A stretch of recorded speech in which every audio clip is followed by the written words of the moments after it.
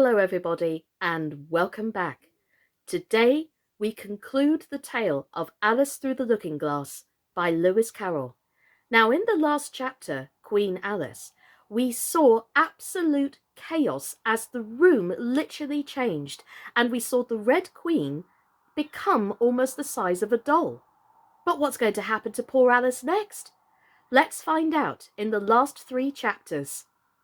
So if you're ready, here we go. Chapter 10. Shaking. She took her off the table as she spoke, and shook her backwards and forwards with all her might. The Red Queen made no resistance whatever, only her face grew very small, and her eyes got large and green, and still, as Alice went on shaking her, she kept on growing shorter and fatter, and softer, and rounder, and...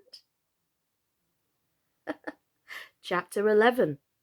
Waking. And it really was a kitten after all. Chapter 12, and the final chapter. Which dreamed it? Your Majesty shouldn't purr so loud, Alice said, rubbing her eyes and addressing the kitten respectfully, yet with some severity. You woke me out of, such a nice dream. And you've been along with me, Kitty, all throughout the looking-glass world. Did you know it, dear? It is a very inconvenient habit of kittens, Alice had once made the remark, that whatever you say to them, they always purr. If only they would purr for yes and mew for no, or any rule of that sort, she had said, so that one could keep up a conversation. But how can you talk with a person if they always say the same thing? On this occasion, the kitten only purred, and it was impossible to guess whether it meant yes or no. So Alice hunted among the chessmen on the table till she had found the Red Queen. Then she went down on her knees on the hearthrug and put the kitten and the Queen to look at each other. Now, Kitty, she cried, clapping her hands triumphantly, confess that is what you turned into. But it wouldn't look at it, she said, when she was explaining the thing afterwards to her sister. It turned away its head and pretended not to see it, but it looked a little ashamed of itself, so I think it must have been the Red Queen. Sit up a little more stiffly, dear, Alice cried with a merry laugh, and curtsy whilst you're thinking what to purr. It saves time, remember? And she caught it up and gave it one little kiss, just in honour of having been a Red Queen. Snowdrop, my pet, she went on, looking over her shoulder at the white kitten, which was still patiently undergoing its toilet. When will Dinah have finished with your white majesty, I wonder? That must be the reason you were so untidy in my dream. Dinah, do you know that you're scrubbing a white queen? Really, it is most disrespectful of you. And what did Dinah turn to, I wonder? She prattled on, as she settled comfortably down, with one elbow in the rug and her chin in the hand, to watch the kittens. Tell me, Dinah, did you turn to Humpty Dumpty?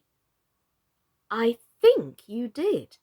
However, you'd better not mention it to your friends just yet, for I'm not sure. By the way, Kitty, if only you'd really been with me in my dream, there was one thing you would have enjoyed. I had such a quantity of poetry said to me, all about fishes. Tomorrow morning you shall have a real treat. All the time you're eating your breakfast, I'll repeat the Walrus and the Carpenter to you, and then you can make believe it's oysters, dear. Now, Kitty, let's consider who it was that dreamed it all. This is a serious question, my dear, and you should not go on licking your paw like that, as if Dinah hadn't washed you this morning. You see, Kitty, it must have been either me or the Red King. He was part of my dream, of course, but then I was part of his dream too. Was it the Red King, Kitty? You were his wife, my dear, so you ought to know. Oh, Kitty, do help to settle it. I'm sure your paw can wait.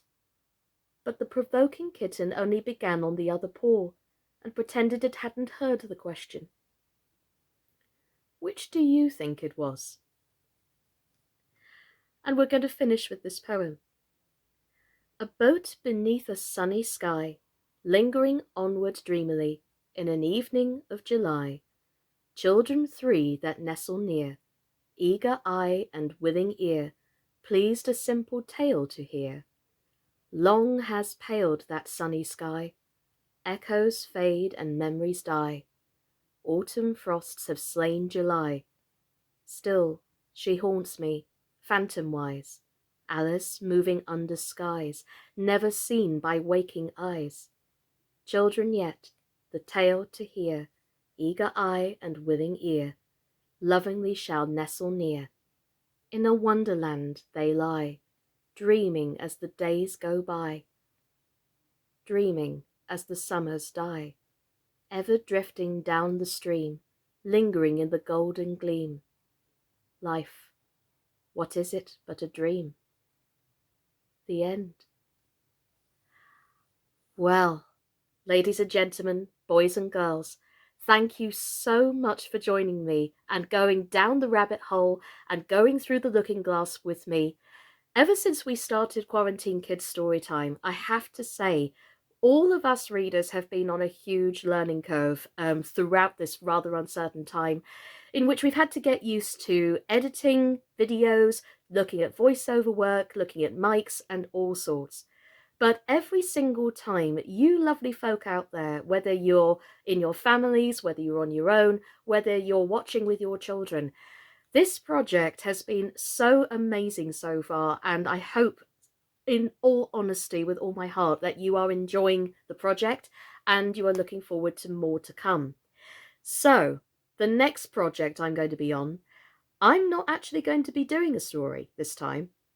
The next project I'm going to be on is actually Peter Pan.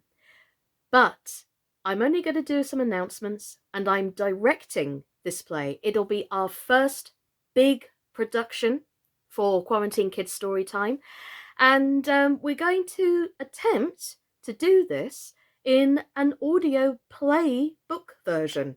So please keep your eyes out for that, because we're going to make it so that every single Wednesday we release a chapter of Peter Pan for your enjoyment, and you're going to be experiencing not one reader but several fantastic talented readers who are going to take on so many characters, and we're going to have 2 narrators for this project as well.